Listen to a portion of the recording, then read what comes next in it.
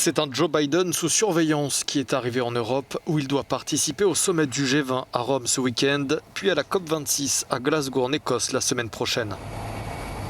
Après le retrait chaotique des États-Unis d'Afghanistan, Joe Biden va devoir rassurer ses alliés.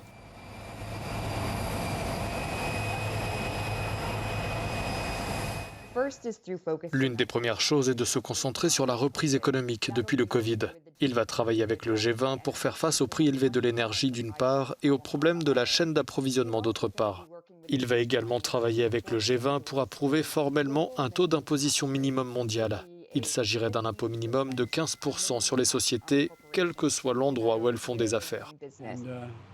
Ce voyage est aussi l'occasion de sceller la réconciliation avec le président français. La rencontre prévue entre les deux hommes est une première depuis la crise des sous-marins australiens qui avait provoqué la colère de Paris.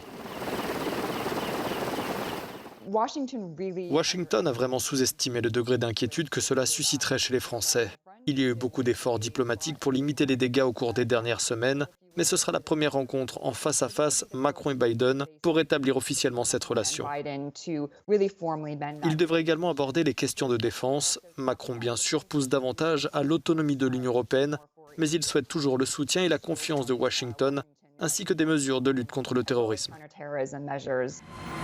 Autre sujet d'importance pour Washington qui seront abordés au cours du déplacement en Europe, le Brexit et la paix en Irlande, le climat, mais aussi la question de la reprise des négociations avec l'Iran sur le nucléaire.